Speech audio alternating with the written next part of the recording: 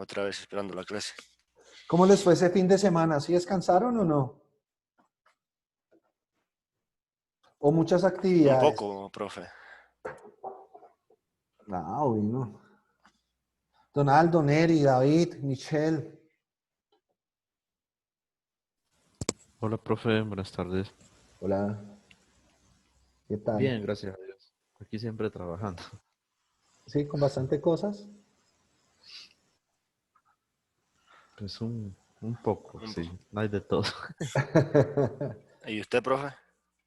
Pues yo sí, bueno, es que los fines de semana trato de descansarlos porque el voltaje entre semanas siempre es fuerte, entonces trato de estar, compartir con la familia y darme mis espacios, que es importante también, ¿no? Entonces, como ustedes saben, pues yo tengo mi bebita, entonces con ella Claro, sí. comparto casi una semana y pues se la lleva la mamita y luego regresa, entonces en esos espacios trato de estar con ellos y pues con mis Mi, papás y res- esas cosas. Señor, No, que le iba a decir, mi respeto, sé, porque muchas veces hay madres solteras, pero padres solteros es muy poco conocer estas realidades. Siempre normalmente son las madres las que se hacen responsables de los hijos, pero en este caso, pues mi respeto para usted. lo que pasa es que, bueno, yo trabajé el término de la justicia y ser justos implica que haya equilibrios dentro de las relaciones que uno tenga, digamos, en este caso, pues la que yo tuve con la mamita de mi hija. Y pues efectivamente, siendo una sociedad tan machista, normalmente las obligaciones, este tipo de obligaciones con los hijos recae mucho la responsabilidad en la mamá, ¿no? Y normalmente los padres, pues parece que los abandonaran, ¿sí? Y simplemente sean unos papás de dinero que les das una cuota mensual y esas vainas. Y no, yo nunca quise eso para mi hija, entonces siempre he pensado que la figura de padre debe estar ahí en todo su proceso y que a futuro reconozca esa serie de circunstancias. Entonces, a pesar de que, pues sí, tuvimos una ruptura con la mamá, pero nosotros nos hablamos súper bien y entendemos cosas. Sí, dentro de esas cosas que el apoyo es mutuo. O sea, si yo tengo alguna dificultad, ella me apoya, si ella tiene alguna dificultad, me apoya bien, pero pues eso es algo maduro, ¿no? Y también es entrar en conciencia de esas eventualidades, pero pues eso es una construcción de años, eso no es una cosa de hace un año que me separé, sino que pues así fue como poco a poco fui organizándome como ser humano, pues bien, he tenido buenos resultados. Entonces, por eso, digamos que dentro de mi discurso está el ejemplo, porque para mí el ejemplo me parece algo fundamental que se puede multiplicar. Entonces, eso es lo que trato de hacer, dar ejemplo. Pero súper bien. Bueno, muchachos, ¿cómo les fue con la lectura? Michelle, ¿cómo te fue con la lectura? Nosotros habíamos dejado algún trabajo Profe, ya, pues, señora. pues la verdad muy bien. Me gusta bastante saber cosas nuevas. Bueno, me alegra bastante. Esta simplemente es una lectura introductoria al término de conductismo. Y si ustedes se dieron cuenta, era más una lectura hacia la disciplina de la psicología, ¿no es cierto? ¿Sí o no, muchachos? Pero pues De lo eso, poco que comprendí, sí, profe. ¿cómo así? ¿Qué pasó? Las lecturas que yo les dejo son lecturas sencillas, no tienen un grado de complejidad o que manejen una conceptualización tan completa. Me parece que es más práctica. ¿O no, Miguel? Sí, profe, pero lo que Sí. pasa es que ¿Qué Es que pasó? esta lectura, como dice usted, era como más por el lado de como lo psicológico, era más como por esa disciplina, entonces era un poco compleja de entender, pero entonces, digamos, mientras nosotros éramos relacionados directamente con la educación, entonces de pronto esa fue algo complejo a la hora de hacer esa comprensión con referencia al conductismo. Ok. ¿Qué pasó, Neri? ¿Qué estabas diciendo? es que bueno, normalmente siempre tengo una mala costumbre, no sé si es mala, pero siempre que leo algo trato como de interpretar, más que otros Entonces, pues simplemente leen lo que está en el libro y ya, y saben sacar bien lo que dice, mientras que a mí me pasa lo contrario. Entiendo un poco lo que quiere decir el texto, pero también trato de interpretar y bueno, a mí me dejó varias dudas el texto y bueno, me aclaró otras. No, pues perfecto, Neri, que hagas ese ejercicio porque precisamente la lectura no puede convertirse en algo plano, ¿no? De hecho, cuando uno lee, bueno, yo no sé si en didáctica ustedes vieron algo sobre el tema o alguna asignatura relacionada, pero pues la lectura es algo fundamental para nosotros poder interpretar y entender ciertos conceptos que se desarrollan allí. Entonces, cuando uno realiza eso o sea, cuando uno está haciendo ese ejercicio de realizar otro adicional, que es por un lado la interpretación y la reflexión. Entonces, ese es un tiempo que uno normalmente no le dedica a la lectura, pero entonces sí es importante y es muy sabio lo que estás haciendo. La lectura obviamente debe ir acompañada de otros elementos, como la escritura o mapas conceptuales, mapas mentales, para poder empezar a esquematizar lo que está diciendo el autor en esas lecturas y así tener un panorama un poco más holístico y empezar a construir nodos entre los diferentes conceptos para poderlos entender un poco más. Si tienen dudas acerca de la lectura, pues obviamente con todo el gusto la podemos desarrollar acá. Ese es el escenario, ese es el espacio también para preguntar si quieren. O están los foros de preguntas en el aula virtual para que ustedes pues, lo puedan desarrollar. ¿Listo? Bueno, muchachos, voy a compartir pantalla. Regálenme un segundo y vamos a dar inicio entonces a la sesión.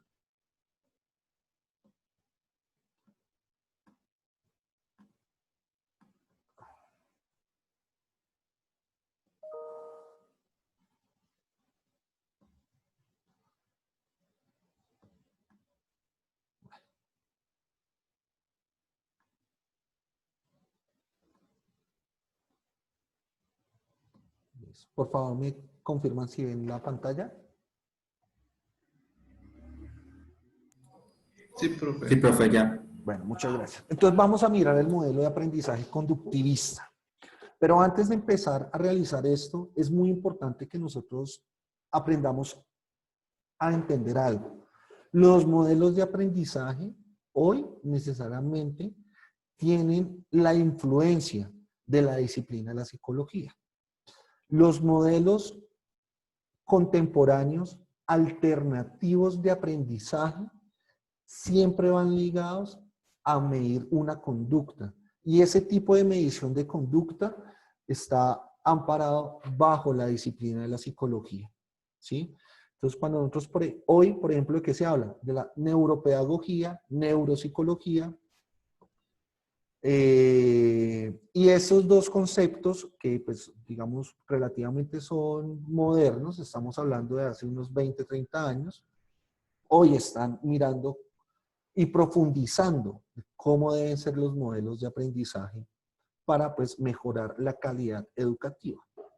De hecho, les voy a compartir un video donde me lo enviaron. Es un video como de 40, 50 minutos, donde un señor de Estados Unidos hace una investigación sobre los modelos de aprendizaje de los diferentes países y solamente uno cumple con todos los estándares de calidad, que es el de Finlandia. De resto, estamos en unas condiciones complejas en los procesos de aprendizaje y en los procesos de calidad. Suramérica, bueno, los países de la América, digamos de Centroamérica hacia Suramérica, estamos en unas complejidades con el modelo, pero eso también se debe a otro tipo de factores externos y uno de esos principalmente es el factor político, ¿sí? Porque pues en el caso colombiano, la inversión que se le hace a la educación es muy poca y la ven es como un gasto. Entonces ustedes quizás miran algunas discusiones que se generan en torno a esto. El gobierno nacional prefiere invertir más en el Ministerio de Educación, por ejemplo, en lo que tiene que ver con la guerra, adecuación, gente que se involucre en el tema, compra de armas, como esa guerra, esa carrera armamentista, ¿sí? Y pues prefieren disminuirle a la agricultura, que es el primer sector económico y primario de cualquier sociedad, y obviamente a la educación. Entonces lo que hacen son recortes y ajustes y de hecho pues en la pandemia, no sé si ustedes se dieron cuenta que a la Universidad Nacional les iban a quitar un recurso importante para cubrir unas necesidades que el gobierno nacional tenía que cubrir por otras cuentas, ¿sí? Inclusive por el de la cuenta del Ministerio de Educación, de Justicia, del Ministerio de Defensa, y no lo intercedieron. Entonces, eso hace que efectivamente, pues nuestros modelos sean un poco precarios. Entonces ahí es donde efectivamente nosotros como docentes debemos jugar un rol importante, porque hoy tenemos que desvirtuar todo lo que viene siendo el modelo tradicional y empezar a generar sinergias entre el estudiante y la academia para que efectivamente, en términos de un modelo social, un modelo crítico social, perdón, o un modelo crítico que permita que los seres humanos tengan posturas a lo largo de su proceso formativo. Que se pregunten, que lo piensen, que lo hablen, que lo discutan, ¿sí? Porque precisamente esos son los momentos donde tenemos que empezar nosotros a crecer. Claro, hay etapas dentro del proceso de formación. Una de esas fue cuando vimos todo el sistema educativo. ¿Se acuerdan? Al principio de clase, entonces, de 0 a 5 años, de 5 a 11 años, pero de 11 a 17 años, ahí es donde uno tiene que empezar a fortalecer los procesos, porque pues de 0 a 5, pues que un niño tenga una postura crítica es muy complejo, ¿no? Porque pues ellos están en otras dinámicas en el proceso de crecimiento, en su etapa de crecimiento, y esas deben ser con el fuego, porque no hay que castrarle su proceso, sino al contrario, hay que fortalecerle su proceso. De primero a quinto, pues ahí sí es unos conocimientos básicos de los núcleos básicos de conocimiento. La aritmética, un español o literatura, el rol que debe jugar la teología en la construcción de sociedad, en la construcción de individuo, ¿no? De ser humano, a partir de unas posturas cristianas realmente. O sea, es como cómo se transmite ese proceso de la espiritualidad allí y cómo hace parte fundamental en ese proceso, ¿no? Y pues, desafortunadamente, si eso nosotros no lo tenemos claro, pues es muy difícil que dentro de la institución educativa lo logren encajar perfectamente para que haya armonía dentro del plan de estudios o el currículo que ellos están que formularon y que presentaron en su proyecto educativo institucional. Entonces nosotros tenemos que ser propositivos, ¿sí? Tenemos que trabajar proyectos con los estudiantes, tenemos que realizar otro tipo de actividades y no simplemente en sentarnos en la diapositiva, en la presentación y llamado de lista, fulanito, sultanito, tal cosa, y luego como media hora en realizar una actividad. No, aquí hay que fortalecer también otras cosas, fortalecer la familia, por ejemplo, ¿sí? Y eso pues implica unos cambios estructurales también en nuestro pensamiento, ¿no? Unos cambios también estructurales en nuestro comportamiento. Entonces, pues la invitación obviamente y el llamado y la necesidad que tiene la sociedad con las licenciaturas es a construir una mejor sociedad y a construir una sociedad obviamente académica, ¿no? Claro, aquí pasa una circunstancia, no todos los seres humanos gozamos de esas facultades para ser académicos o tenemos esas intenciones, ¿no? Hoy pues obviamente la educación va abocada a construir y a formar es trabajadores, como ya los hemos planteado también, pero eso es lo que tenemos que desvirtuar. Nosotros no somos borregos. Quizás como trataba de inicialmente estudiar este tipo de modelo de aprendizaje conductivista, ¿no? Entonces, es por eso que es importante tener la claridad y quizás los otros modelos que nosotros veamos también van a tener un componente fuerte psicológico o desde la disciplina de la psicología, pero pues no se vayan a preocupar porque va a ser importante y que nosotros empecemos a asociarnos con esos tipos de términos. Quizás hoy, o bueno, en este momento, pues vamos a tener algunas dificultades de entenderlo, pero como ustedes ya son personas que también tienen cierto nivel, perfectamente pueden indagar sobre los términos que no entendieron y empezarlos a asimilar, ¿no? Y empezarlos a asociar y empezarlos a interpretar, que quizás es un poco lo que hacía Neri en su momento de lectura que es muy importante.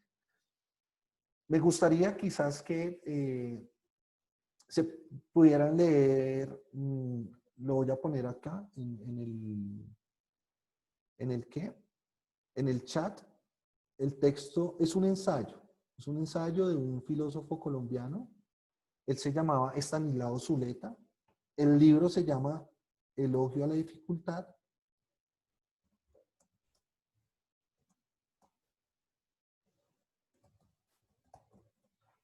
Y él, no sé qué se me hizo.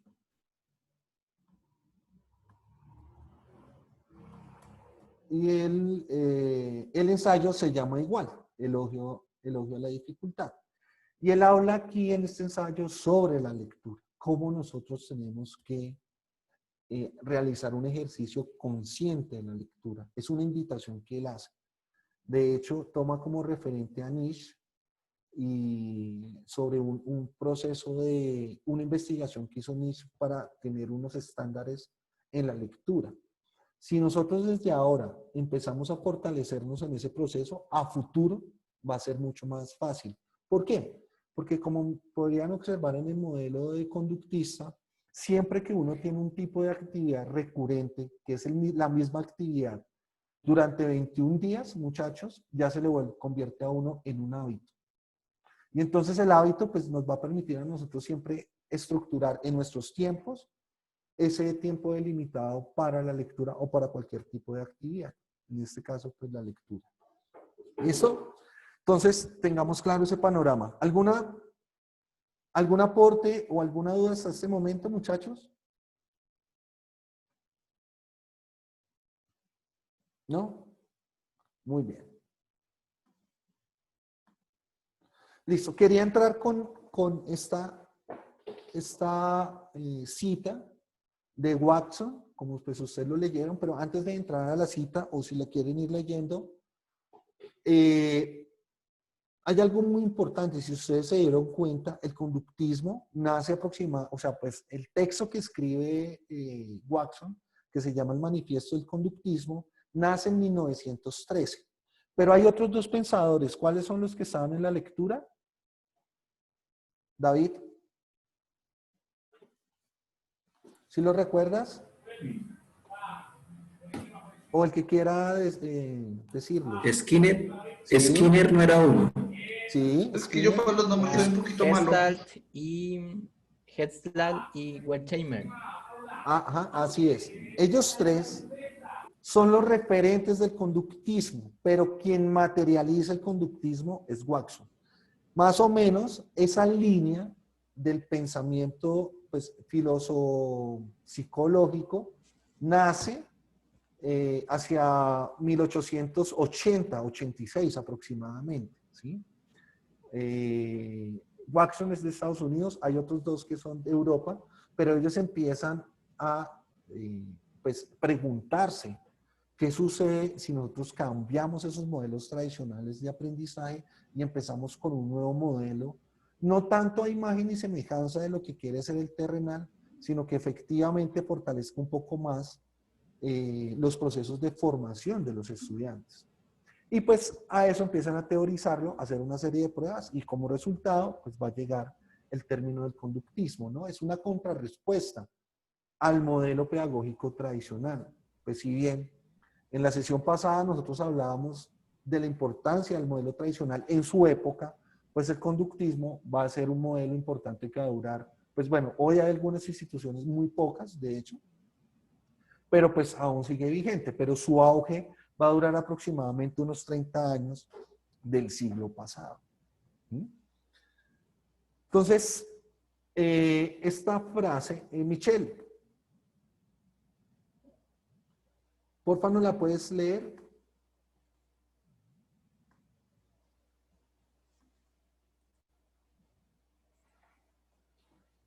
Michelle.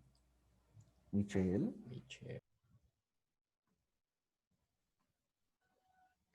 Creo que no está Michelle. Billy. Profe, qué pena, es que lo que pasa es que se escucha muy entrecortado, mi internet está muy malo hoy. Ok, bueno, no te preocupes. Billy. Sí, señor, aquí estoy. Hola, Billy. Entonces, porfa, regálanos la lectura. Inicios del conductismo. Watson, el manifiesto del conductismo en 1913. Dame una docena de niños sanos bien formados para que los eduque y yo me comprometo a elegir uno de ellos al azar y a adiestrarlo para que se convierta en un especialista de cualquier tipo que yo pueda escoger. Médico, abogado, artista, hombre de negocios e incluso mendigo o ladrón, prescindiendo de su talento, inclinaciones, tendencias, aptitudes, vocaciones y raza de sus antepasados. Voy más allá de mis hechos y lo admito, pero también lo han hecho los defensores de lo contrario, y lo han estado haciendo por muchos miles de años. Por favor, nótese que cuando este experimento se realice, debe permitírseme especificar la manera en que son criados los niños y el tipo de mundo en el que vivirán. Ok. Entonces, Miguel, ¿qué puedes inferir en esta cita?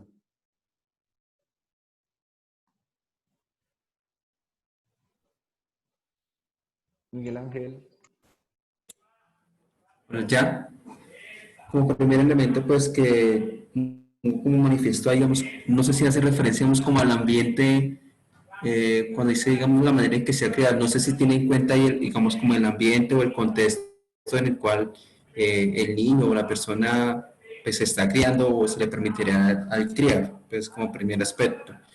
Y segundo, pues, que el aspecto, digamos, que en el sentido, digamos, de como la actitud, la disposición que se le pueda permitir o como la, ¿cómo diría yo?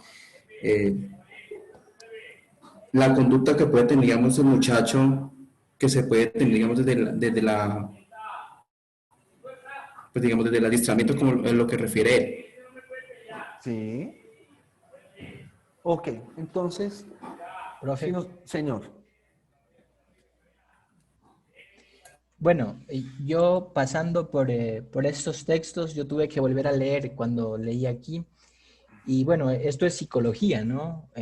Yo hacía como una relación en cuanto psicología, educación, ¿no? Entonces yo deducía, por más que me entregues a un niño pequeño, bien formado, de buena familia, o podría ser también de una familia humilde, con escasos, ¿qué? Muy ralo en formalidades, en hablar bonito, en educación, en su sentido de la vida, en su perspectiva. Lo que aquí dice, por más que tú me entregues un niño como sea, con mi manera de educarlo, yo puedo formar lo que yo desearía. Por ejemplo, metiendo el tema de la educación, según la educación que un niño pueda recibir, ya sea desde su hogar o desde el mundo académico, se obtiene lo que se pretende, ¿no? Entonces, la educación es lo que forma al individuo. La educación influye muchísimo incluso en la psicología de la propia persona, en la psicología de ver el mundo, en la psicología de relacionarse con los otros. O sea, si yo le digo a un niño, si yo le educo al niño, le digo, robar está bien y eso es en el mundo académico y eso me lo han dicho mis padres, pues el niño se va a criar con eso. Y va a ser un ladrón y va a ser un ratero y va a pensar que está bien, ¿no? Yo lo que quiero hacer énfasis aquí es que la educación influye mucho en la psicología de un niño, de una persona. Ok, Billy, también hay, y es cierto. Neri, ¿vas a decir algo? Pro. Sí, profe, esta frase era la que a mí más me ponía en duda y que me dejó más perdido de la lectura, porque la encontré en los dos textos. Y es que encuentro tres palabras claves aquí para, bueno, para hablar, ¿no? Está la formación, la educación y el adiestramiento. Y creo que hay una diferencia muy grande entre la formación y la educación. O sea, si me entregan, dice, una docena de niños formados, o sea, habrá que ver qué tipo de formación tiene y luego los va a educar con a ver qué tipo de educación. Pero luego esa palabra adiestramiento como que ya no me cuadra mucho, porque parece que fuera como para adiestrar animales y de la manera en que lo adiestre, así va a ser el resultado que va a obtener, ¿no? Y me remito a la frase que también decía, comparaba una rata blanca que tenía que mover una palanca y también al niño que tenía que estarse callado, ¿no? Porque de esta manera se bien adiestrado y claro, la rata iba a cumplir su función, que era mover la palanca, y el niño también iba a cumplir su función de quedarse callado cuando se le dijera que tuviera que quedarse callado. Creo que hay una formación, que a lo mejor nosotros somos parte de ella también, que nos han formado, pero carecemos de una educación. Y y pasando por esta parte, la formación, metiendo lo que decía Billy, ¿no? Que nos han formado de tal manera que esto es bueno, pues nosotros vamos arrastrando eso. Pero a lo mejor nos falta un poquito de educación, y en cuanto a la formación que hemos tenido, que nos han venido formando así, puede que no sea una formación de todo bien y que se ha convertido ya en adiestramiento y que nosotros simplemente estamos cumpliendo dichas funciones. Y claro, pues nos adiestran de esa manera y es a donde va a salir las distintas variedades eh, de, de, personas que tenemos en la sociedad, ¿no? Y ahí lo menciono, ¿no? Los que salen para un bien de la sociedad y los que también se puede considerar que son como antisociales. Es un poco lo que analizaba de esa frase. Ok, pero entonces recordemos algo muy importante dentro de eso, ¿no? Digamos que hoy va a tener otra apreciación el término conductista, pero ya vamos a mirar unos elementos, cómo proviene ese término, ¿no? La educación, la educación en la edad moderna va a ser la base, una de las bases de poder organizar inclusive a las sociedades, ¿sí? La educación no depende de la familia, ni depende de la institución educativa. La educación realmente depende de unas condiciones que los estados hoy, los estados-nación, emiten, ¿sí? Un conjunto de normas para poderlo organizar, pero también dan la línea educativa. Desafortunadamente, las instituciones educativas que tienen que materializar ese conjunto normativo, perdón muchachos, deben materializar ese conjunto normativo porque están obligados a realizarlo, autónomamente lo hacen como ellos consideran, ¿sí? Esa es la autonomía que ellos tienen en darle una interpretación a la norma para poderla cumplir. Pero desafortunadamente, el desarrollo y el maltrato que muchas veces tienen los docentes, inclusive con lo salarial, pues hace que los modelos no se cumplan. La educación debe jugar un rol muy importante en la sociedad. No tanto en esta parte como habla de los seres humanos de una forma despectiva, ¿no? Es decir, dame unos niños sanos y bien formados. O sea, ¿a qué se refiere eso con sanos y bien formados? Es decir, que si bien un niño es, en términos coloquiales, es un diamante en bruto, que la misma educación, que los mismos docentes tienen que empezar a moldear y afinarlo, ¿no es cierto? Para que sea un gran diamante, pues no es simplemente de la formación o de que estén bien o mal formados y la familia intervenga allí en ese proceso, sino que realmente nosotros debemos realizar ese proceso, ¿sí?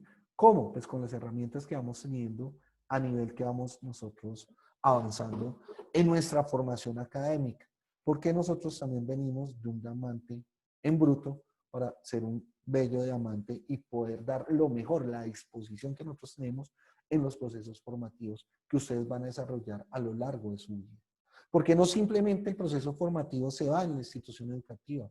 Ustedes probablemente también tengan que trabajar con familias y a las familias también hay que educarlas. Tengan que trabajar con sociedades vulnerables. A las sociedades vulnerables también hay que educarlas, ¿sí? Entonces no es simplemente una cuestión del Ministerio de Educación, de la institución educativa. No, es un conjunto que está al interior de una sociedad y nosotros tenemos que tener la capacidad de poder mirar holísticamente todo ese conjunto para allí nosotros intervenir con proyectos que realmente logren mitigar esos impactos negativos que tiene la deshumanización de la educación, por ejemplo. Entonces, ¿Cómo lo hacemos? Sería la pregunta. Bueno, para eso nosotros nos estamos formando, porque también la capacidad de nosotros poder realizar algún tipo de proyecto que mitigue ese impacto, también nos lo puede dar la academia, pero observando nosotros cuáles son las necesidades allí. Uno no se inventa un proyecto, se inventa un modelo porque sí, sino realmente a eso obedece a que nosotros estamos encontrando ciertas dificultades que no permite que ni la familia, que ni la sociedad, ni la institución educativa estén bien. De hecho, hay varias reflexiones también que se hacen al interior de las instituciones educativas y cuando ustedes miran, ellas les dan algo que se llama un registro calificado. El registro calificado dura 7 años aproximadamente, entre 5 y 7 años, dependiendo de la institución. Y cada vez que tienen que renovar ese registro, la institución educativa está bien, porque el papel lo soporta. Pero van y miran al interior y el estudiante con ningún proceso válido. El docente maltratado, ¿sí? ¿Y por qué digo este término del maltrato hacia el docente? Porque, por un lado, hay malos salarios, por otro lado, es una jornada extensa, porque no simplemente se cumple la jornada en la institución educativa. Deben salir a calificar trabajos, deben salir a preparar clase. Eso no está dentro de las 40 horas semanales de trabajo. Dictar clase es lo de menos, muchachos, pero el detrás de, para poder hacer todo ese andamiaje, eso es otro tiempo que no es reconocido. Por ejemplo, a uno le dan 3 horas para cuadrar todas las clases de la semana. Pues 3 horas no es nada. Uno sabe que se le da mucho más tiempo, ¿sí? Mínimo 2 horas por sesión, mínimo. Pero uno tiene que hacer también maravillas y poder llegar con la mejor actitud y aptitud para poder desarrollar este tipo de actividades. Hoy, más cuando estamos en una complejidad donde la presencialidad se desvirtuó, ¿no es cierto? Y llegó una nueva modalidad que es la hibridación, que es esto que estamos haciendo nosotros, es decir, encuentros sincrónicos para poder llegar a sus hogares, ¿no es cierto? De hecho, esto también lleva a conocer nuestros espacios, ¿no es cierto? Y si usted mira detrás mío, ustedes ya conocen mi casa prácticamente. Entonces está la cocina, está la nevera, ¿no es cierto? Cuando estaba en el otro lado, porque no tenía un escritorio, pues miraban, era la parte de al frente de mi apartamento, donde estaba la escalera y las ventanas, ¿sí? Esto también nos ha hecho que nosotros lleguemos a los hogares, a nuestros hogares, o a nuestros lugares donde normalmente permanecemos, ¿cierto o no, muchachos? Entonces hay una evolución y hay un revolcón también dentro de esa evolución, porque este va a ser un punto de partida interesante para que la educación gire en torno a otra propuesta que ya existe, pero que no se le había parado tanta atención, como es la virtualización. Entonces eso va a generar obviamente algunas controversias, al igual que se va a implementar cualquier modelo. De hecho, este conductista, pues al principio, digamos que todas las pruebas que se hacían eran pruebas con animales, ¿sí?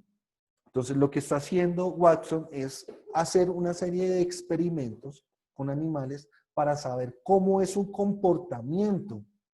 Y él determina que hay ciertas conductas que tienen esos animales, ¿sí? El perro, el caballo, el pollo, etcétera, que obedece a unos estímulos.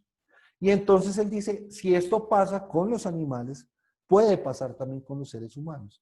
Ahora, la pregunta que nosotros nos debemos hacer, ¿qué tipo de conductas? ¿Qué tipo de estímulos? ¿No es cierto? Que en eso parece que no fuese claro, ¿o sí? ¿En la lectura encontraron algo de eso, muchachos? ¿O no?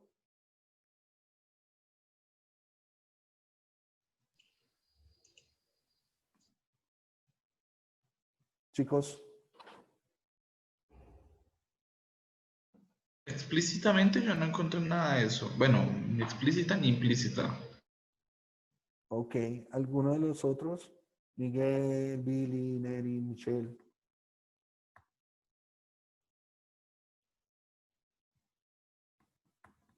¿O no? No, por mi parte tampoco. Usted habla sobre aquello que estaba mencionando ahora en inicios del conductismo en los ítems, porque creo que no estaba siguiendo el hilo, profe. ¿Se refiere a los ítems que se muestran en pantalla ahora? No. Al anterior. diapositiva. ¿Podría repetir la pregunta, profe? La pregunta es, ¿cuáles serían esos incentivos, ¿no es cierto? Y qué tipo de conductas quiere medir el conductismo. ¿Eso sí era claro en la lectura?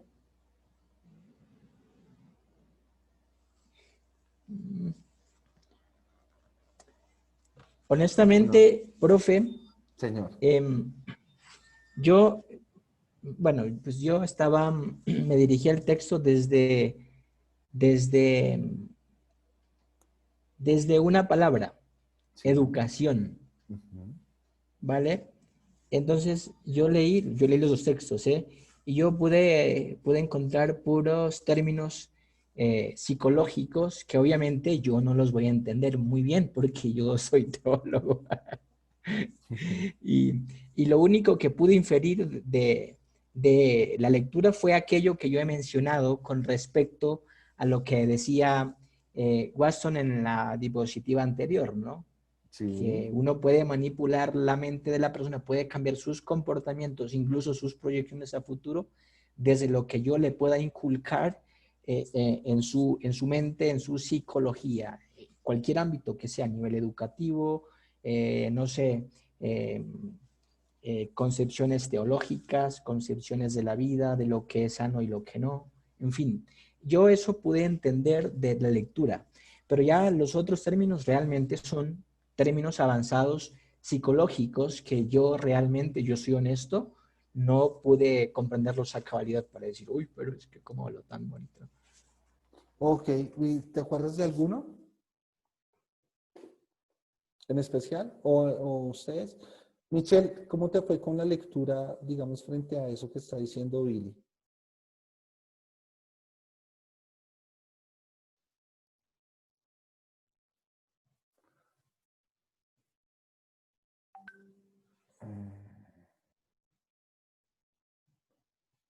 ¿Me escuchaste, Michelle?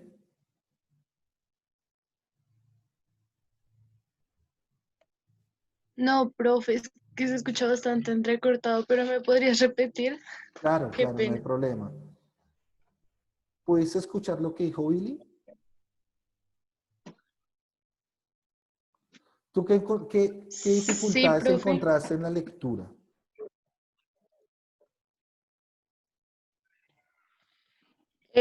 Pues creo que el conductivismo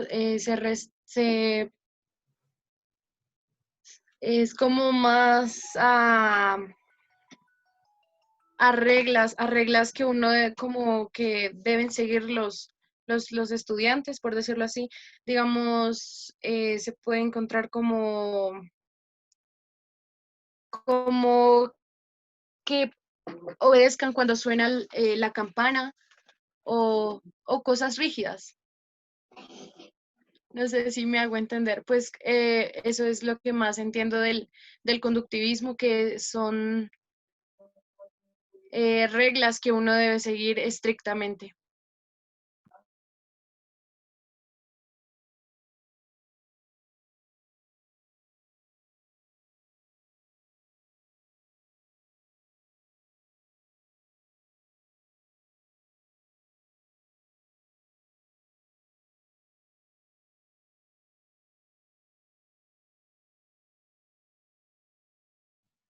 Perdón, muchachos, qué pena con ustedes, pero es que me va a llegar una encomienda por ahí en 10 minuticos, entonces me voy a ausentar ahorita, ¿vale? ¿Me disculpan, porfa? Se me llamaron para confirmarme eso que lo estaba esperando desde el sábado, imagínense. Sí, Profe, claro, se está profe. cortando bastante Sí, el claro. internet y tengo Sí, profe, no hay problema. la función de la computadora. Listo, Eh, profe. bueno, muchachos, lo que pasa es que, ojo con eso, y eso es muy importante también porque es un ejercicio para la vida. Y se van a acordar de mí. Muchas veces el docente también tiene que enfrentarse a escenarios psicológicos y hacer acompañamientos psicológicos a pesar de que no sea nuestra disciplina, ¿sí? Pero no podemos desligarnos de nuestra función como docentes, ¿sí? Y ni tampoco podemos desligarnos de nuestra disciplina. Entonces, como les decía al principio, probablemente las otras lecturas también va a tener un enfoque psicológico porque pues las teorías de aprendizaje surgen de esas necesidades digamos, de la psicología, de cómo entender las conductas de los procesos de aprendizaje. No obstante, el conductismo también es un proceso que se piensa desde allí, desde esta disciplina.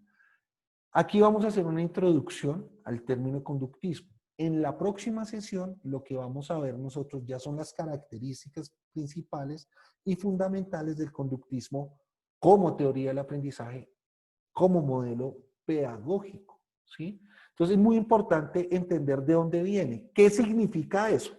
Porque si nosotros no entendemos esto, pues no podemos hablar de una característica donde no sabemos cómo llegó. Por eso es muy importante siempre, muchachos, mirar los antecedentes de los conceptos o las teorías que nosotros vayamos a trabajar. Eso también sirve, digamos, para el desarrollo de sus clases cuando tengan que dictar clases probablemente a sus estudiantes, de poder entender eso de esa magnitud, es decir, cuáles son los antecedentes para llegar a hoy.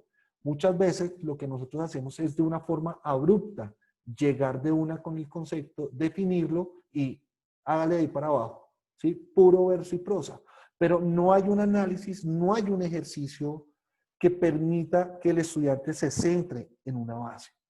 Entonces tenemos nosotros que empezar a construir precisamente esa base para que nosotros nos ubiquemos ahí y luego sí, de una manera mucho más fácil y sensible, podamos entender cuáles son los elementos que van a girar en torno al tema que nosotros vayamos a desarrollar. Entonces, por eso, vamos a mirar algunos elementos del inicio del conductismo, porque aquí pues también hay unos factores históricos importantes. Recordemos que la Edad Media, ¿hasta cuándo va, muchachos? Ya lo habíamos dicho, ¿no es cierto? Hasta el siglo XV. Con el descubrimiento de las Américas, ¿no es cierto? Resulta que en eso existe una transición entre la Edad Media y la Edad Moderna. Esa transición, pues nosotros no la vamos a ver a profundidad, obviamente, porque pues quizás eso lo van a ver en otras asignaturas. Pero para poder llegar a esto, pues pasaron unas eventualidades en el orden social, económico, político, etcétera, y obviamente educativo. Hay algo muy importante que marca la Edad Media y la transición a la Edad Moderna, y es que se habla de la creación de las universidades, ¿no es cierto? Entonces, las primeras universidades. Entonces, eran espacios. Ahora, miremos eso porque es muy curioso. Antes de que existieran las universidades, estaban las escuelas de formación, ¿sí? Entonces, ¿cómo sabíamos que una persona era filósofa, abogada o médica si no tenían un título que lo reconociera como tal? ¿O sí, muchachos? O sea, había algo que les dijera, usted es médico, pero siempre han existido médicos. Entonces, ¿cómo llegaban estas personas a adquirir ese conocimiento y a aplicar ese conocimiento antes de que existieran las universidades? ¿Se habían preguntado eso, muchachos? ¿O en alguna otra asignatura les han dicho? Chicos. Pues no sé, yo en algún momento leí y pues que era como por pupilos, o sea, un médico coge a un chico y le enseña ¿qué? Le enseña su oficio y pues cuando él sea grande coge otro discípulo. O sea, creo que era algo parecido a eso, pero pues, no sé, lo leí hace tiempo y creo que ya se se me olvidó cómo es que le llaman. Pero sí, algo así como más o menos como una persona Discípulo. rige a eso, como que una persona elige un discípulo y le enseña su... Ok, cuando miremos didáctica, vamos a mirar un concepto que se llama el taller, ¿sí? Hoy es una forma didáctica de poder realizar, digamos, una actividad para un proceso formativo. Pero pues aquí es una noción. Entonces, antes resulta que para poder aprender un oficio, recordemos que si bien de la edad antigua hay una transición a la edad media, también en las etapas educativas, pues para ya Aristóteles y Platón, para Aristóteles era el liceo y para Platón era la academia. Eso se transporta a la Edad Media, pero se va a hablar de la escuela, ¿no es cierto? Pero la escuela simplemente había una escuela alta, una escuela baja. Eso es así por encima, muchachos, porque eso lo vamos a ver un poco a profundidad el próximo semestre, si Dios quiere. En la escuela alta se formaban los monjes, en la escuela baja se formaban los sacerdotes. Pero la base del sistema feudal, es decir, los siervos y demás, no tenían un proceso formativo.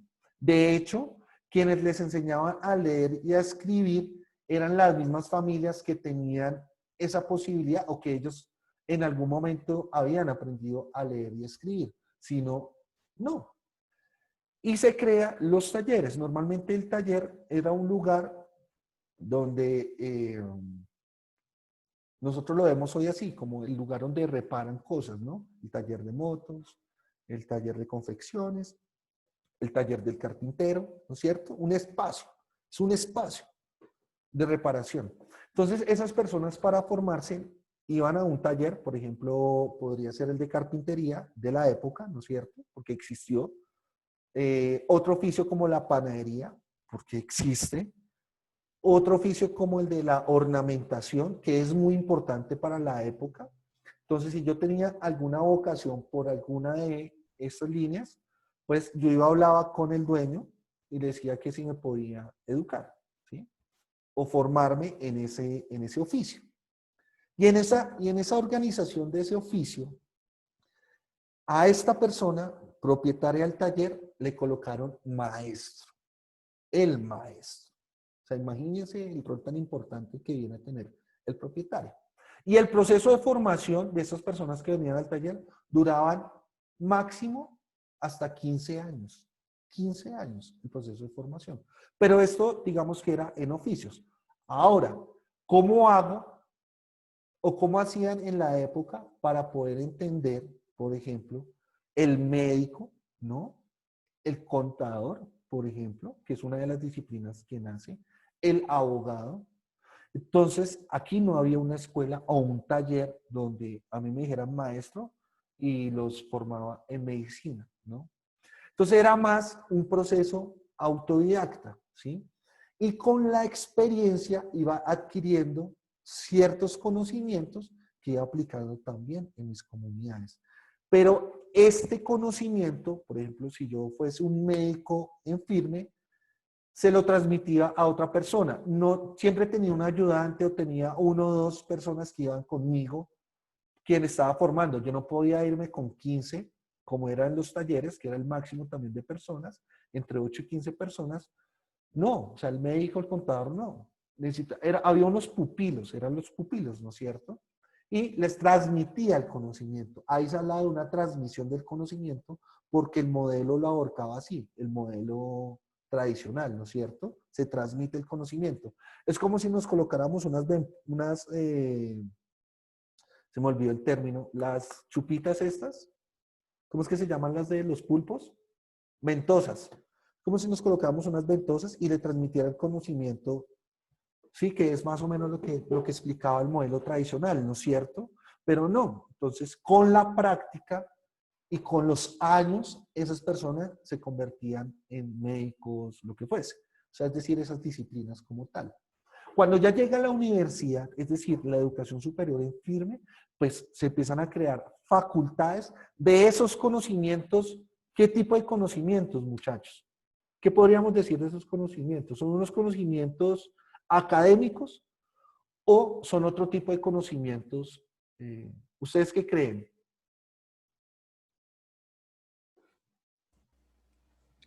No eran académicos, porque para que sean académicos tendrían que darse dentro de un aula. Ajá. Era, pues no sé si estaría bien el término, un conocimiento transmisor y transmisor, sobre todo en el énfasis oral, ¿no?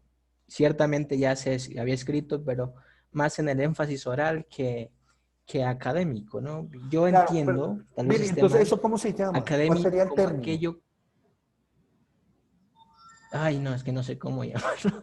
Conocimiento empírico. Empírico, claro, es ese, el empírico, ¿sí?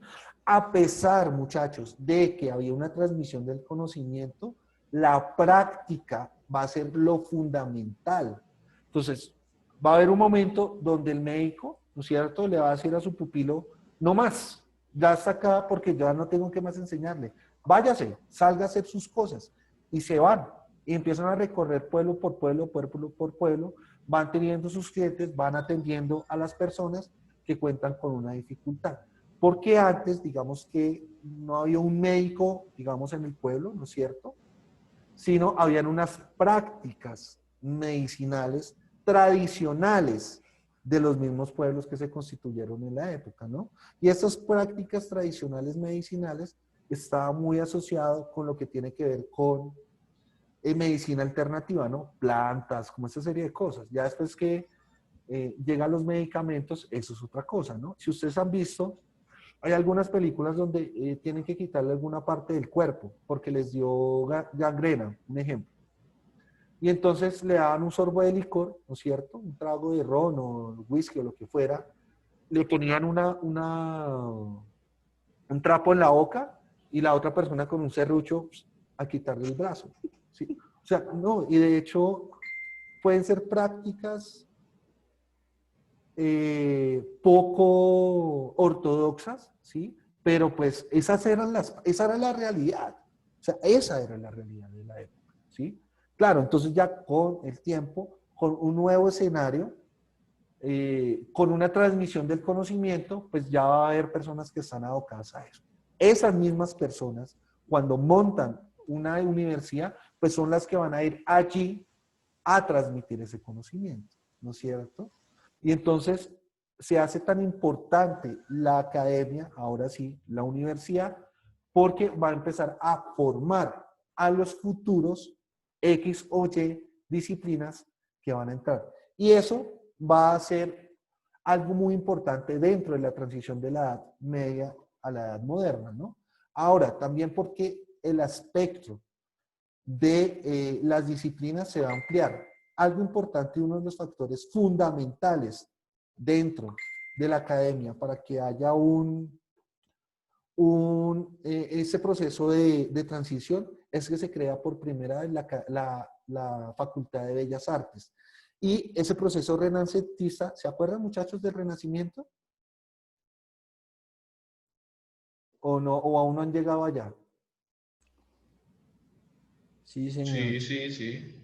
¿No es cierto? Entonces, ese movimiento renacentista en contraposición de la institución de la iglesia, ¿no es cierto? Una cosa es la institución, ¿sí o no? Que ya lo habíamos abordado. Otra cosa, pues son las líneas de formación. Por tener las disciplinas, aunque también habíamos hablado del tema que a pesar de que ellos encerraron las disciplinas en esa escuela alta, que eran los monjes, eran quienes podían estudiar esas disciplinas, ¿no? La física, la química, la astrología, etcétera. Entonces, pues tan así que pues hay avances también significativos en el momento, o sea, eso no se puede desligar. Y pues tan así es que la filosofía, pues también era una línea que no podía dictarse en la sociedad, pues la dictaban allí, ¿no es cierto? Y grandes pensadores que ustedes obviamente los han leído, como Santo Tomás, como San Agustín, etcétera, pues filósofos de la época hicieron aportes significativos. De hecho, ese movimiento de la escolástica que nace allí, en la Edad Media, pues es algo muy importante también para la evolución de dos situaciones, de la filosofía de la época y de la teología de la época. ¿Sí o no? Porque la razón y la fe es lo que va a entrar allí y la filosofía va a poder explicar de una forma razonable, ¿no es cierto? La razón, de una forma razonable, las condiciones cristianas y poder entender también los textos bíblicos o teológicos desde una condición de la razón y no desde la fe. Entonces son avances importantes también. Entonces ese movimiento renacentista, ¿sí es así o no es así? ¿O me equivoco, muchachos? Que ustedes son más estudiosos de la escolástica que yo. Sí, señor, está bien. En el Renacimiento se dio una secularización del Estado, ya no se tomaba a Dios como el centro del universo, del mundo, sino al hombre, ¿no? El estudio del hombre.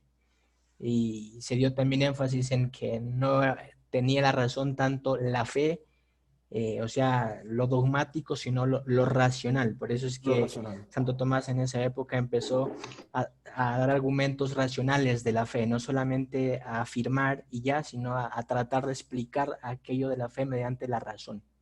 Así es. Entonces, claro, porque aquí va a pasar algo también en la Edad Moderna muy importante, muchachos, y recordemos que se va a hablar de clases sociales, precisamente porque pues la sociedad va a ser la encargada de entender a la sociedad. Entonces, por eso se habla de la dominación de clases sociales. Y bueno, empezar con todo este discurso. Esto entra, digamos, porque aún a pesar en esa transición y en la educación, sigue el modelo tradicional. Pero lo importante es que se va a crear otras disciplinas y dentro de esa, pues el derecho, la medicina, la psicología. Entonces la psicología va a jugar un rol importante, ¿sí? Y acá, ya estando en la edad moderna, pues obviamente estamos hablando de las condiciones sociales, ¿no es cierto? Entonces, es al pasar ya a constituirse estados laicos, ¿sí? Ya más hacia 1800, por ejemplo, un estado total laico, Francia, que fue uno de los primeros, ¿no es cierto? Con los derechos humanos, por ejemplo, con Charles de Gaulle, que fue uno de los precursores de independistas de Francia, pues permite que efectivamente otro tipo de modelos y otro tipo de respuestas vayan a encontrarse en el comportamiento del ser humano. No es simplemente una condición de la educación, sino es un fenómeno social, ¿sí? Y a ese fenómeno social tenemos nosotros que encontrarle algunas respuestas o algunos apoyos para poderlos entender. Entonces, dentro de ese proceso de formación, un proceso de formación de la época, también interesante, se da como contrarrespuesta un modelo que conduce ¿a qué? A un estereotipo de persona, ¿no es cierto? Un estereotipo de hombre, porque aquí no hablamos de hombre como género masculino y femenino, ¿no es cierto?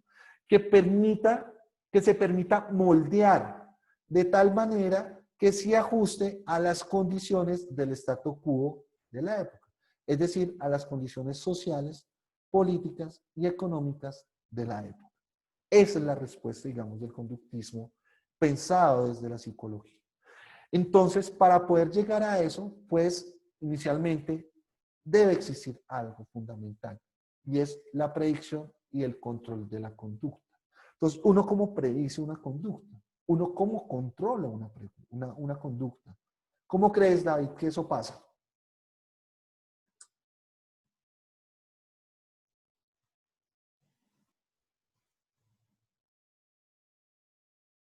David, Qué pena, profe, ¿me puede repetir la pregunta? ¿cómo crees que se puede Qué pena, profe. predecir y controlar una conducta?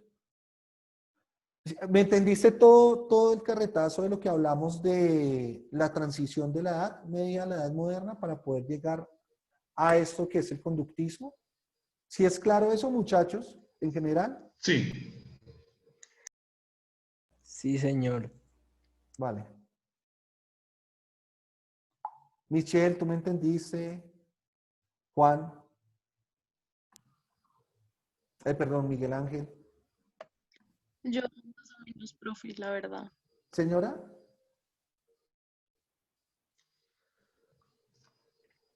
Yo más o menos, profe, la verdad.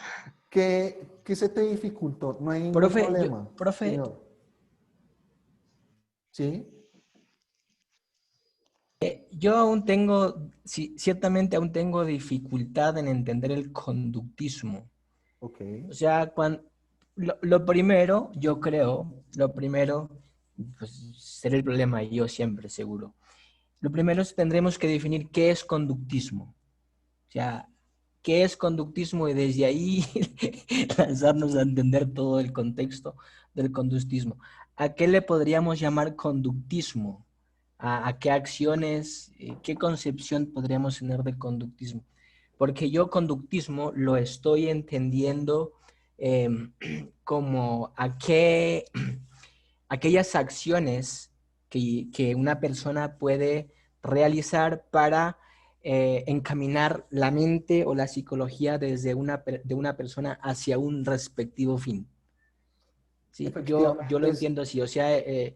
es acciones que conducen la conciencia del ser humano, o sea, acciones que repercuten en la conciencia del ser humano y que le llevan a actuar de cierta manera. Conductismo que conduce, yo lo entiendo así, ¿no? No sé. Ok, es que ya más adelante vamos a llegar a una definición, pero efectivamente, Billy, el conductismo va a ser un movimiento, ¿sí? En este caso, digamos desde la psicología, que va a categorizar el comportamiento del hombre para entablarlo o esquematizarlo hacia una conducta positiva al interior de la sociedad. Esa conducta positiva va a estar articulada en tres ejes: lo económico, lo social y lo político. Que a eso es lo que se le llama statu quo, ¿sí? Entonces, es, digamos, la armonización de esos componentes. Entonces, ¿cómo hago para que los hombres, ¿no es cierto?, lo logremos esquematizar para que se comporten de esa manera, sí o sí, de esa manera. ¿Sí? Entonces, ahí la psicología es cuando entra a analizar las conductas primitivas, es decir, cómo me comporto sin tener ningún panorama ni nada, y qué elementos debo empezar a utilizar para llevarme, ¿sí?, a mí como individuo, a esa conducta bien, a esa conducta que necesitamos que se ajuste a esas condiciones. Entonces, efectivamente, Billy, como tú lo Ya entendí, indicas, profe. señor. Ya entendí. O sea, sería hacer un análisis de cómo podría reaccionar la psicología o la conciencia del hombre en unas respectivas acciones que no precisamente son estimuladas por mí, sino solamente analizar cómo reacciona el hombre ante unos respectivos estímulos. Por eso el trabajo de Watson de trabajar con las ratas, de observar cómo éstas pueden reaccionar ante unos respectivos estímulos para él, desde ahí deducir la psicología del hombre en medio de en una realidad concreta, ¿no? Exacto, pero recordemos que las disciplinas anteriores, perdón, este tipo de disciplinas y también como la medicina, han tenido prácticas con animales. Entonces, lo que ellos hacen es una analogía entre un animal y, el hombre, ¿no? ¿Cuál es la diferencia entre el hombre y los animales? Si lo ahorcamos desde la filosofía. Su capacidad de razonar, ¿no? ¿Mm? El razonamiento, hombre Exacto. racional, animal instintivo. Porque los animales, los seres vivos, independientemente del hombre, ¿cómo actúan? ¿A partir de qué? ¿Estímulos? No, Instintos. del instinto, exactamente. La etapa que nosotros como seres humanos tenemos y utilizamos los instintos normalmente va de los 0 al año y medio aproximadamente de vida. ¿Por qué? Porque en esta etapa un bebé, ¿no es cierto? Cuando nosotros somos bebés, le decimos a nuestra mamá o a nuestro papá que tenemos hambre. ¿Sabemos qué es el hambre en esa etapa? Le decimos a nuestro No, papá No, señor. o a No, nuestra mamá, cámbiame el pañal que pues ya me hice. No. Aquí la única forma y no. como no. actúan los bebés, Lloramos. lloramos. El instinto nos hace llorar y lo que hacemos nosotros los padres, creo que eso ya lo habíamos dicho, ¿no? Es descifrar qué es lo que está haciendo, qué necesidad tiene nuestro bebé, ¿sí? De esa manera también opera el instinto de los animales, ¿no es cierto? Pero el instinto opera es por la supervivencia, por la supervivencia.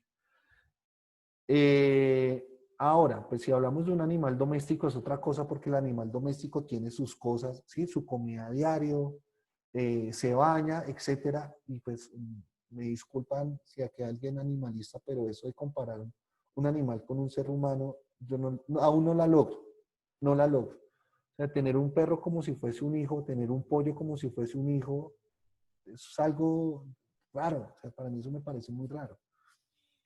Pero pues así son las conductas nuevas, ¿no?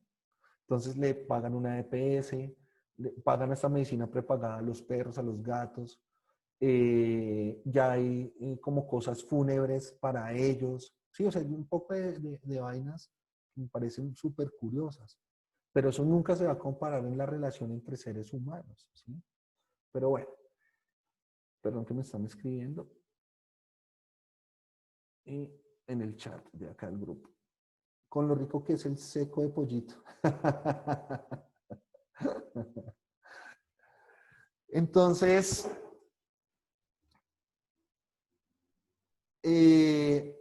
si bien las ciencias naturales, digamos que tienen que ver con la medicina, ¿no es cierto? En el área, perdón, con el área de la salud, pues ellas siempre han practicado con algunos animales, ¿sí? Las ratas de laboratorio, los chimpancés o los micos, digamos, este tipo de animales, quizás con algunos caballos, gatos, perros, etcétera, para poder determinar eso. Y luego de que hacen esas pruebas, pues las practican con los seres vivos, con los hombres, ¿no es cierto? O hoy con los seres humanos.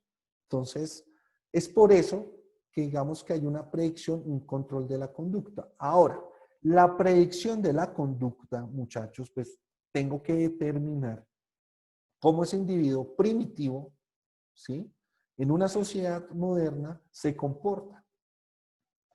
Y para eso pues tengo que hacer obviamente unos estudios que no me van a durar ni 5 ni 6 meses. Son unos estudios aproximadamente de 2, 3 años. Para poder visualizar, para poder observar qué es lo que pasa. Ya a eso, pues digamos que voy a encontrarle una posible solución, que es el control de la conducta. Es un control, ¿sí? Y entonces empiezo a esquematizar individualmente a cada uno de las personas que están allí para decirle, su problema es el siguiente, debe solucionarlo de esta manera. Y hacerle unos controles periódicos para determinar si efectivamente esa era la ruta o no era la ruta. ¿Para llevarlo hacia dónde? Pues en términos coloquiales, hacia un buen camino. Pero entonces ahí preguntaríamos, ¿y cuál es el buen camino? Porque si bien mi conducta está influenciada por dos factores, uno, que es el familiar, y otro, que es el educativo, ¿a quién le hago caso? ¿Sí? Y puede pasar el siguiente escenario. Resulta que en la institución educativa a mí me están formando para ser un hombre de bien. Pero mi familia, donde todo el núcleo familiar son ladrones, pues yo no tengo un ejemplo al interior de la familia ni una conducta que me lleve a ser un hombre de bien, porque para ellos el hurto es algo que les favorece como núcleo familiar. ¿Sí? Ahí habría una contradicción dentro del modelo.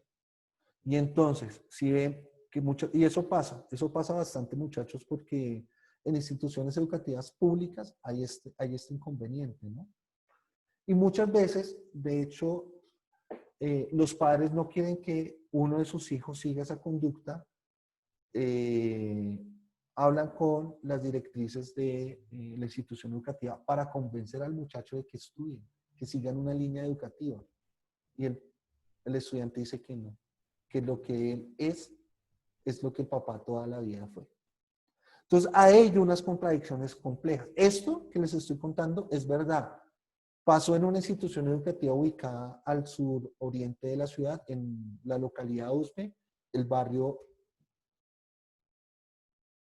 se me olvidó, Monteblanco, bueno, es un barrio hacia arriba, casi zona rural de la localidad de Usme. Y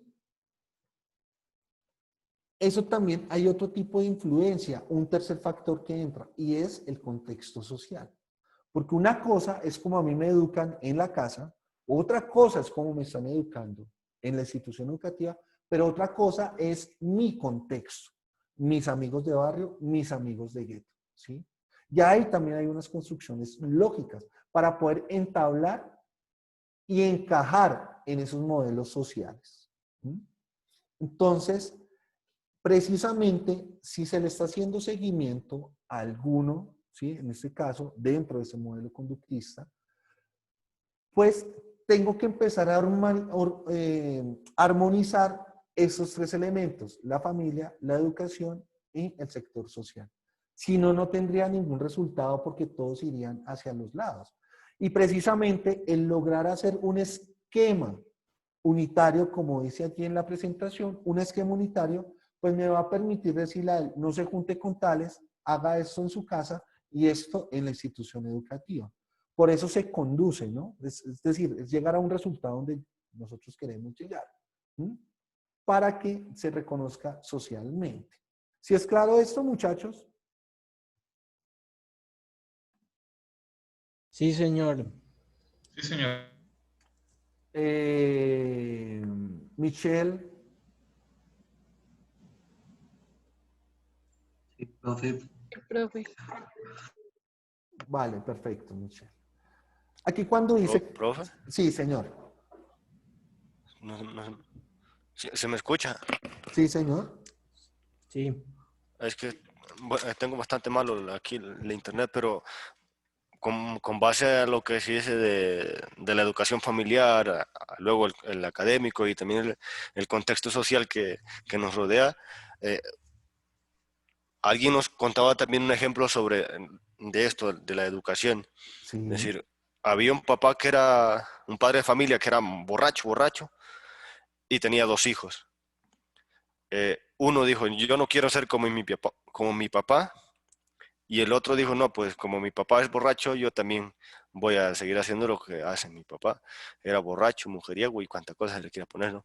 Ujú. También en la parte pues, de la educación, ¿no será que en este caso, por decir así, el individuo también debe, cuando ya se haga consciente, tomar como su propio puesto y decir yo qué quiero también, ¿no? Porque si el contexto en que estamos viviendo, la educación que nos dan y toda la educación de la familia nos impulsa a cierto funcionamiento, puedes decir, no, está bien, pues, porque así estamos educados. Pero también sería valedera la otra parte, ¿no? Y que dicen, no, pues si esto es lo que me han educado y yo quiero ser de otra forma, pues vendría a ser como la elección del educando, por decir de una manera. Ok, ya te entiendo. Lo que pasa es O sea, que, encuentro como esas dos partes. claro, lo que sucede es que dentro de la relación que nos enseñaron del bien y el mal, ¿no es cierto? Ese bien y mal occidental. ¿Sí? Y esa relación entre el bien y el mal, pues también organizó por un poco la conducta de los seres humanos, ¿sí? Por ejemplo, si nosotros la ahorcamos, todo lo que tiene que ver con, esa relación está también articulada a un conjunto normativo, ¿no? Si nosotros miramos, por ejemplo, los 10 mandamientos es una norma divina, ¿no es cierto? Una norma de Dios para regular la conducta en sociedad en ese momento. ¿De qué pueblo era, muchachos? ¿Ustedes saben más que yo?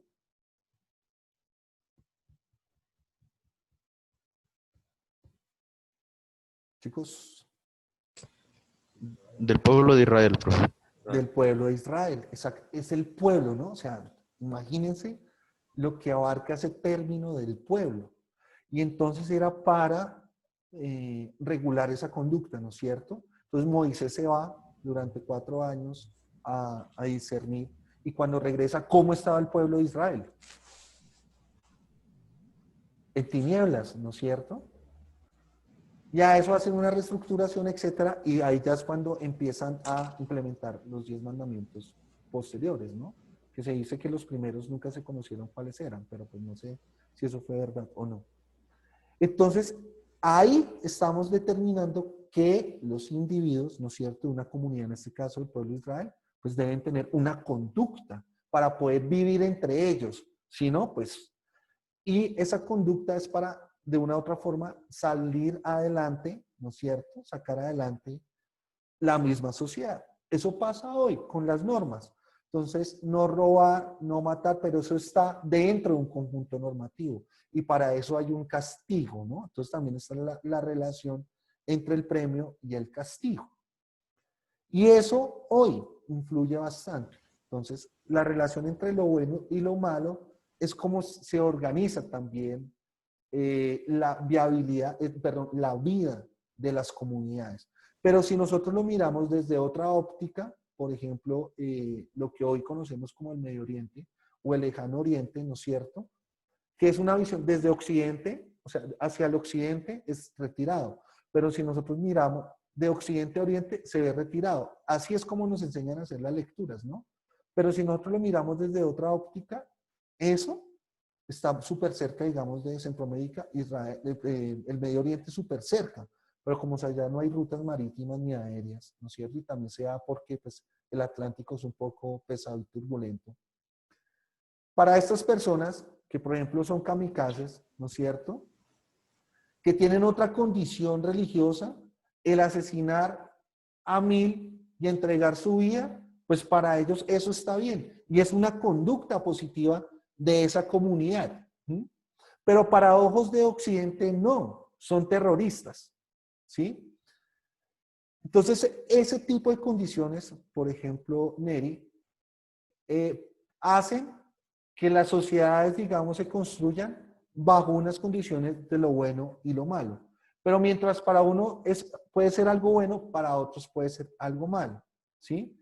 Entonces, eso también permite que, digamos, la base de la sociedad, pues se construya bajo ciertos principios, bajo ciertas máximas, diría Descartes, ¿no? Y los grupos, las comunidades tienen esas máximas, ¿no? Es decir, esos principios. Tan así es que las instituciones las tienen. Tan así es que ustedes en las órdenes donde se encuentran tienen unos principios, ¿no es cierto? Unos principios donde ustedes se van a fundamentar y su proceso de formación se va a fundamentar, porque eso permite que se organice, que haya una organización lógica. Entonces, eso sucede también al interior de las sociedades, ¿no? Por eso hoy hablamos de las sociedades o de las comunidades de conocimiento, porque precisamente en esos grupos de 5 o 10 personas que empiezan a organizarse, que encuentran una identidad, que encuentran una cultura, que empiezan a crecer, que empiezan a experimentar, pues ahí va a haber un conocimiento dentro de ellos y también una relación de lo bueno y lo malo. Y socialmente van a estar afectados, porque no son las mismas condiciones en vivir en un lugar de alta vulnerabilidad a vivir en un espacio donde no hay vulnerabilidad. Pues sí hay grados de vulnerabilidad, ¿no? La drogadicción, la prostitución, el alcoholismo, etcétera. Pero en un estado de alta vulnerabilidad, en un lugar de alta vulnerabilidad, es totalmente diferente. Y realmente los que salen allí, de esos escenarios, los llamados son muy pocos, porque entran en conciencia, ¿sí? Entonces, socialmente eso es complejo. ¿Sí, Neri, o no? Muchachos. Profe, Señor. estaba analizando este contexto del conductismo, pero especialmente sobre más enfocado desde un aprendizaje que se ha obtenido mediante el no. Por ejemplo, creo que muchas cosas no se aprenden basadas en algo positivo, sino ya usted decía los mandamientos. Hay que recordaba que esto de los mandamientos, 7 de ellos, todos empiezan con el no, no matar, no robar, no el otro. Entonces, pero a pesar de que empiezan así con algo pues que tiende a ser como negativo, muchas veces son las huellas que más nos quedan marcadas. Entonces, a lo que iba es, si este conductismo logra, por decir así, en teoría, logra formular eh, cambios, muchas veces sistemáticos, y a la vez dejar casi un conocimiento no tanto experien- experiencial, creo que es la palabra, pero sí que dejan como esa huella que le impregnan tanto al ser humano. Entonces, si muchas veces el conductismo se dirige por esos puntos, entonces, no sé, pienso que si se lograra a transversalizar esos aspectos desde una manera como más positiva, no quiero decir que el conductismo esté mal formulado, sino más bien que tiene teorías así como que empiezan con el no, eh, bueno, que se, que se pudieran implementar como así otros, otros parámetros que vayan como dejando esa enseñanza, pero que no se debe hacer, sino, mira, si haces esto, por ejemplo, te puede ir mal, puedes ir al fracaso, en vista que tiene como tres herramientas fundamentales. Ya usted lo decía, que se encuentra la familia, la educación y un contexto social. Así es, Neri, así es. Perdón, ¿me regalan 5 minuticos mientras que entro la encomienda, porfa? Si quieren dialogar y discutir entre ustedes. Sí, Es perfecto, ¿vale? sí, señor. Qué Sí, pena con profe. ustedes.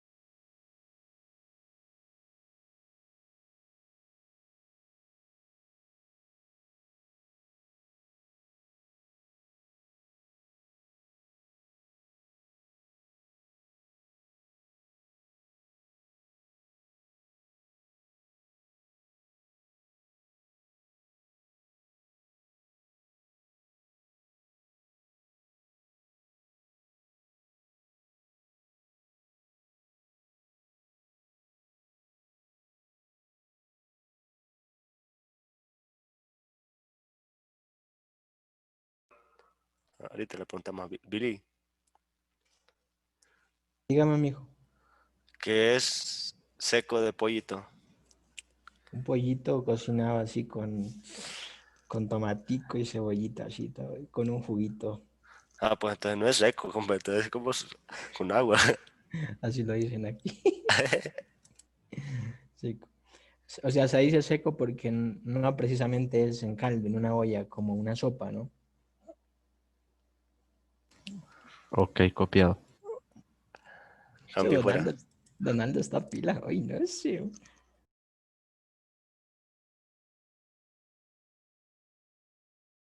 Cabalito.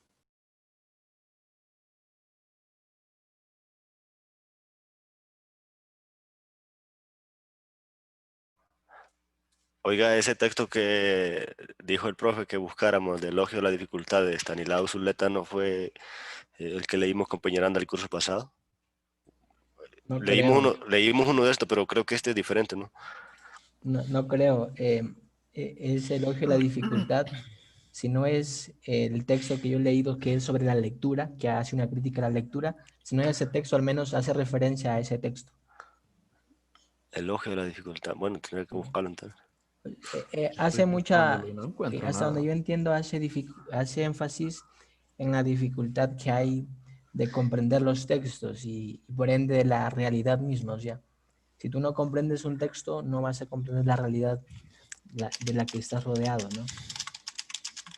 Es una crítica a la lectura escrita y a la lectura social que se hace.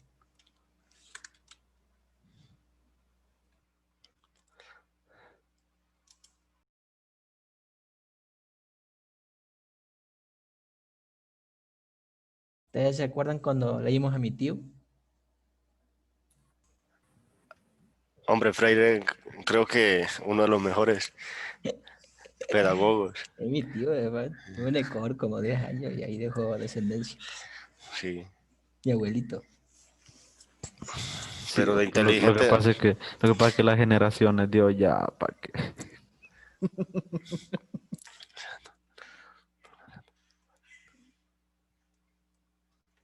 Se va perdiendo la esencia del conocimiento.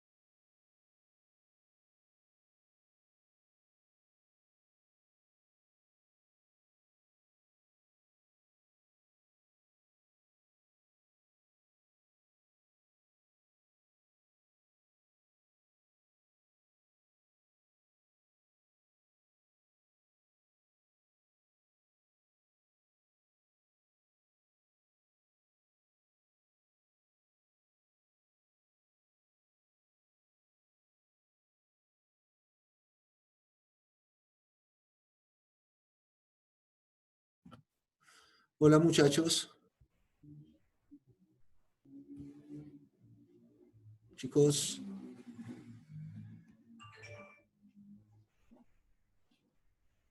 Hola, Sí, Aquí profe. profe, estamos. estamos. muchachos, qué pena con ustedes, puedo dejar hasta ahí la clase, es que tengo un pequeño inconveniente, debo retirarme. ¿No hay problema? Tranquilo, profe. No, no hay ningún inconveniente, profe. Esté Sí, tranquilo. bueno, les agradezco. Entonces, dejamos la lectura para la próxima clase y voy a dejar una actividad en el aula virtual. ¿Listo? Ok, profe. Ok. Sí, señor. Listo, profe. Muchachos, nosotros no tenemos semana de receso, ¿verdad? No. No. No, profe. No. Ah, ok, listo, perfecto. Entonces nos vemos dentro de 8 días. Chao, muchachos. Dios los bendiga. Hasta luego, Chao, profe. profe, Profe, gracias. Gracias, gracias. profe. Felicidades. Bendiciones.